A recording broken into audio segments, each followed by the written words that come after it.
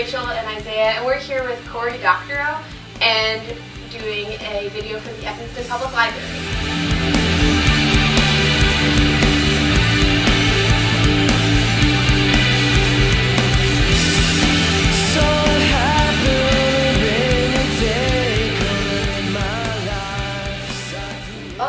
I've noticed that in all your books, well, at least the ones that I've read, you always have a girl character who's there to help out the main character, and at the end of the book, they don't necessarily end up going together. They normally go their separate ways. Are you gonna keep doing that in more books that you write? Huh, that's an interesting observation. So I don't think that's as much true of For the Win, where most of the characters are girls. So I think that's. I haven't read that, so. Yeah. So I think that the reason that those relationships don't last in that book is that they often don't, right? I think that one of the most dramatic things to illustrate is that first love, because it's very, very intense, but it's often not very stable. I mean, it's very rare that you meet people who stayed together with the first person they really fell for. And so the other side of that intensity is the intensity of the breakup, that kind of horrific, kind of reeling, awful feeling. Although, that said, Marcus and Ange do stay together at the end of Little Brother. Yeah. I have another question about that, I guess, because I read the epilogue just today, actually, and it made me kind of angry because I couldn't... Of Pirate Cinema. Of Pirate Cinema, sorry. And it made me kind of angry because I couldn't tell if there was a purpose to the epilogue besides them breaking up. Oh, they broke up? Spoilers! Spoiler alert. Yeah, so was that the only thing that you were attempting to get across in the epilogue, or was there more to it than that? You know, there's a thing when we talk about plot structure, there's a thing called the denouement. And the denouement is the thing that happens after the climax. It's a moment where everybody catches their breath. It's a moment kind of where the car rolls to the stop after you turn off the engine. And it's Freddy Krueger's hand sticking up out of the grave. It's Mom tucking in the kids and saying, "It's okay, it's all over now." It's Princess Leia pinning a medal on everybody. And so I think stories need denouement. I think they feel like they're missing something if you don't have it there.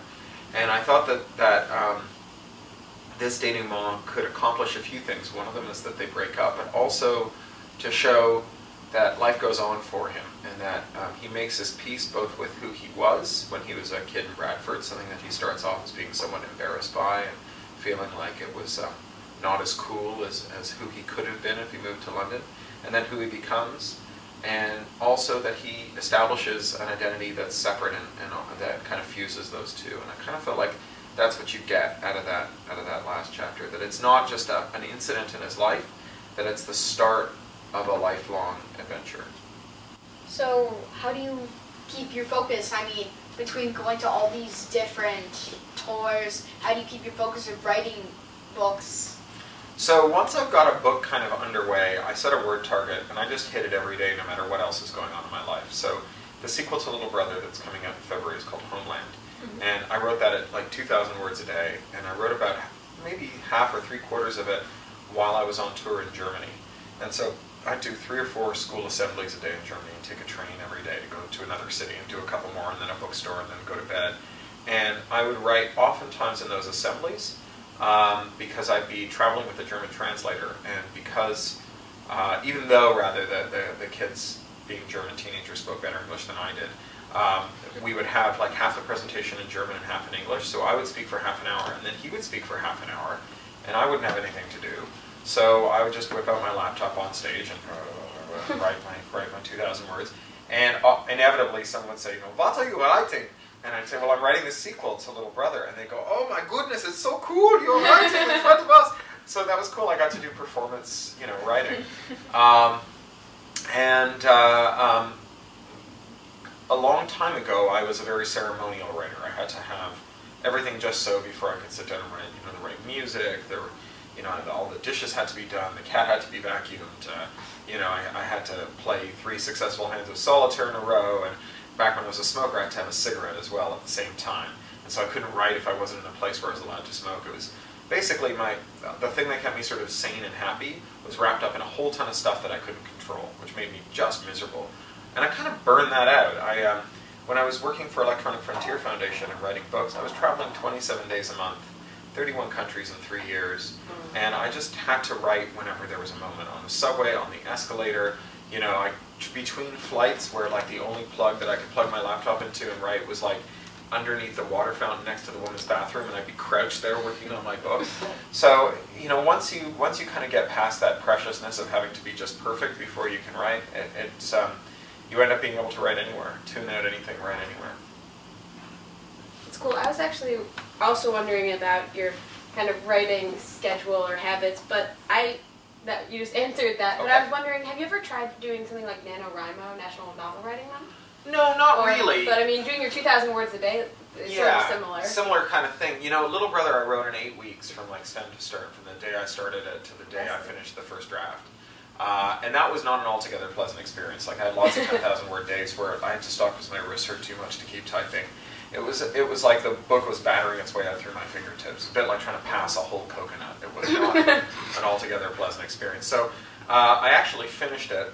My wife and I, we went to Rome for our anniversary, which sounds very impressive until you realize it's like 2 hours from London and a lot cheaper than London. So it's kind of like going to, you know, Disney World for your anniversary or something, only cooler and Italian. And so 4 in the morning, I got up to finish the book, and my wife is lying in bed going, "What are you doing?" And I'm like, I just got to finish this. It won't take me long. I'll come right back to bed. And I'm typing and typing and typing. She's like, "Come back to bed." And I'm like, almost done, almost done, almost done. Finally, I was done. It was like 8:30 in the morning. And I was like, "Okay, I'm coming to bed." She's like, "You're not coming to bed. It's 8:30. We're going out for breakfast. You're an idiot." And she did forgive me, although I fell asleep in my dinner that night. Since 4. So that's kind of a sprint. That's kind of like an NaNoWriMo sprint. And I've done lots of writing retreats with friends where we go away for a week and we each write a short story and critique it during the course of the week. And those, I've often written 10 or 20,000 words in a week like that as well. Are you planning on writing a sequel to Pirate Cinema? Not right now. I actually wrote my first ever sequel this year, the sequel to Little Brothers and Homeland, and I never really wanted to, and I actually found it very satisfying. So when Homeland comes out, it'll be the 10th anniversary of my first novel, Down and Out the Magic Kingdom. And I was thinking, you know, I might write a sequel to that. Although I haven't yet gotten much further than that. I'm on tour, so basically holding any coherent thought for more than about 7 minutes is almost entirely impossible. At least in 2 of the books that I've read, In and Out the Magic Kingdom, I know that's about Disneyland, and Makers, I just had finished that. That's also has a bit about Makers. Disneyland. That's not exactly a young adult novel. There's a fairly I know. blistering sex scene in there that's not exactly for teenagers. All right, so you read Maker. Yeah, it's also about Disney World. That's right. So I was wondering with the whole entire Disney World in your books. Yeah, so I mean, in some ways, the closest I can come to explaining what I like about it is to say read Down at the Magic Kingdom, which is both kind of a love note to Disney World and also kind of an intervention with a good friend who's gone horribly wrong. So, you know, the short answer really is that I think that dark rides are an art form, and I think that they're one of the art forms that pleases me the most, that resonates with me, and pretty much nobody in the world takes them as seriously as Disney. So it is in some ways a purely aesthetic thing, and I find it really satisfying to go and ride those rides, and so writing those books is in part about explaining and unpicking what that's about. On sort of going off of that, your premise for Little Brother was, I was interested by that as well. The whole like the protection of privacy and personal privacy in an increasingly less private, more digital world. Is that something that fascinates you the way Disney World does, or is that? Yeah, I mean, it's something that both alarms me and that excites me, that we live in this world where we can do a lot more together. I mean, doing stuff together is kind of the project that the human race has been engaged with for the longest, right? I mean, you know, our evolutionary origin starts with hominids that start cooperating, because, you know, when you cooperate, you can do more than you can do on your own. You know, to cooperate with someone else is to be superhuman. It's to transcend the limits of one person, what one human can do. And we communicate with one another over the internet in part because it lets us synchronize and coordinate our actions. It helps us with that social glue that is really about how we work together. But there are lots of firms that have taken advantage of that to try and find ways to essentially commodify our communications with each other, and not to our benefit, and actually sometimes to our great detriment. So I love the idea that networks let us communicate and coordinate better. I hate the idea that a creep in a hoodie has managed to affect a man-in-the-middle attack on all of human civilization with Facebook. And so resolving some of that tension is also a theme that comes up in my books, I think. Yeah, that's definitely further one also with the online gaming connecting people around the world. And Yeah, sure. Yeah, sure. I mean, I think, you know, you think about traditional union organizers, if only they had had a space where bosses couldn't spy on them, where all the workers in the world could gather. Can you imagine what they could have done, you know, 50 years ago? For all your technology, you have a lot of technology in your books. I mean, where do you find this stuff out? How long do you research this, or is this just personal knowledge? So with most of my books, the way that they proceed is that whenever I find something in the world that seems significant, that seems like part of something bigger, I write it up on Boing Boing, and I do that instead of keeping a notebook. You know, writers have always kept commonplace books, notebooks where they wrote down the things that were interesting. When you keep notes for yourself, though, it's really easy to cheat and just jot a few words down and think, oh, I'll remember later what I meant. And you go back and you're like, you know, monkey butt, banana dog patch. I have no idea what that meant, right?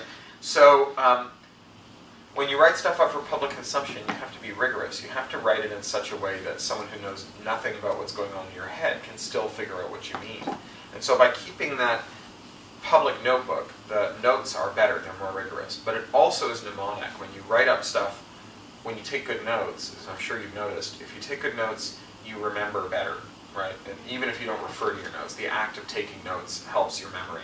And so I kind of feel like if you do this long enough, your mind becomes a kind of super saturated solutions of little interesting ideas. And those ideas are kind of, those fragments are banging against each other. And every now and again you find one that can stick to another one, and it kind of nucleates a crystal. And the whole idea crystallizes out of it. And so a lot of the technology that you'll find in my books are things, bits and pieces I've picked up along the way and written up for Boing Boing that constituted, you know, one of those fragments that was agglomerated onto this nucleus of a couple of ideas that grew. Okay, so the pacing of your books really intrigues me because there's like never a dull moment in what you're writing. There's always something else coming and something else that's really exciting. So do you like spend a lot of time mapping out what you write and figuring out how things should work, or does it just like end up that way? So neither of those really. Okay. I work from, I start with a kind of impressionistic treatment, which is usually just a couple of pages talking about the kind of thing that's likely to happen in the book. So it's a bit like, you know, if you were going on a trip to Disney World, you and your family might sit down and say, okay, I want to go to the big golf ball in Epcot Center, and I want to make sure that we have some of the peanut butter and jelly milkshakes at the Primetime Cafe at the Disney Hollywood Studios. I totally want to ride the Haunted Mansion, and I definitely want to go on the Space Mountain. Right? So you make that little list up, but you don't put a timetable on it. It's not a plan. It's a list of things that you know you want to happen while you're on this trip. So I make a list of things that I know I want to happen in the book, but not in order that they happen in, or a kind of route from one to the other. And then to write a story, I think you always start with a person in a place with a problem, because we care about people. And people are only real when they're in a place. So you have a person in a place, and we give them a problem, because human beings will watch problems all day long. That's why we, you know, eavesdrop on other people when they're breaking up. It's why we slow down to watch car wrecks. It's probably confers some evolutionary advantage to like experience vicariously how other people deal with their problems in case you have the same problem. But whatever it is, problems are compelling. So that person has to try intelligently to solve their problem, because nobody wants to watch someone unintelligently solving their problem. It's like watching a fly batter itself to death against a window, right? And then things have to get worse, because if things don't get worse, that's the end of the story. So things getting worse gives you tension. And then you lather, rinse, and repeat, right? The things get worse, the person tries intelligently to solve the new problem, fails, things get worse. The person tries intelligently to solve the new problem, fails, things get worse. And you know, anytime you've got a set piece and you want to get to the other set piece, you can just plot a route from one to the other. That's just a series of things getting worse that gets you from one to the next. And when you reach the point of no return where it can't get any worse, you've hit the climax, and then it either has a happy ending or a sad ending, and then you have a little bit of denouement at the end. So that's really how I plot. It's not so much an outline, and it's not so much a plan as it is a list and a heuristic, a rule of thumb for how to get from one to the other. Do you really think everything has to keep getting worse that much, though? It seems a little bit cynical. I don't know. Well, so the thing about a thing get worse plot is it's like a big dirty diesel engine. You can hook up anything you want to it, and readers will keep turning the pages until it's done. I mean, I don't know if you've seen any of the Die Hard movies. I have not. The first Okay, one. you know, you've seen the first one. The first one's actually a pretty well plotted movie. By the time you get to the fourth one, it's a really stupid movie. There's a scene in it in which Bruce Willis punches a jet with his hands and beats the jet up, right? Oh. Seriously, a fighter jet. He beats a fighter jet up with his bare hands. Yeah. Well, he is Bruce Willis. He is Bruce Willis. So the thing about it is that it's very expertly plotted, right? There's that smooth curve of things getting worse continues through the whole way. And even as you're sitting there watching it and going, oh my God, he's beating up a jet with his bare hands, you are nevertheless engaged. Like, it engages your limbic system, I think, a things get worse plot. It taps into something deep and weird in the way that we engage with the wider world. I mean, when you think about it, caring about what happens in books is weird, right? Because it has, by definition, no consequence. These are made-up people. The most tragic tragedy that the most beloved Shakespearean character ever experienced had less impact in the real world than the brief, horrible death of the yogurt that you ate for breakfast this morning as it collided with the acid in your stomach, right? And nevertheless, we don't give a damn about the yogurt, and we read stories about imaginary people who have no consequence and no materiality going through their problems. We not only have a kind of an intellectual reaction, but our hearts speed up, we cry, we laugh, we have these limbic responses to them. And it's weird when you think about it. It's almost mystical when you think about it, that we can be somehow tricked into caring about imaginary, inconsequential things.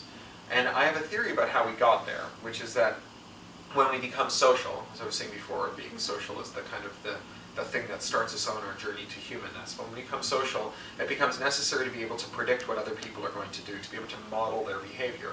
Is this person going to make a baby with me or punch me in the nose, right? If I trust that one to keep an eye out for tigers while I go out looking for bananas, is he going to sleep in the tree and let my kids get eaten? Right? So you need to be able to model other people's behavior. You need to be able to model it from imperfect and incomplete information and from a very early point, a very long distance from someone. So if someone says to you, you must not trust that person, he's not trustworthy, you immediately start to build a picture, a model of that person in your head that you can interrogate. If I did this, what are you likely to do in response? You have a sense of that, even though you don't really know the person yet. I mean, at its worst, this is prejudice, but it's where our ability to care about other people really comes from, because when someone breaks their leg, our model of them breaks their leg, and we experience vicariously by projecting our emotions onto that model. So the little puppet, whatever happens to it, we kind of experience vicariously. And I think what happens is when someone tells you a story, your brain gets tricked into building a fake model, a model of a person who, not a fake model, the model is real, but it's a model of someone who's fake. And your brain doesn't distinguish between models of fake people and models of real people, just like it doesn't distinguish between models of dead people and models of living people, right? You can hear, a dead grandmother saying something kindly to you in moments where that reminds you of her, or you can ask yourself, what would grandma do, even though grandma's been dead for 10 years. So those models are difficult to conjure up, but when you conjure them up, if you keep them kind of dancing on a hot plate, if you keep them in greater and greater extremis, I think that limbic response is what emerges. And so I really feel like it's not so much cynicism about the world as a kind of cheap trick to get people to feel like there's never a dull moment, to keep reading, to keep wanting to turn the page. It's the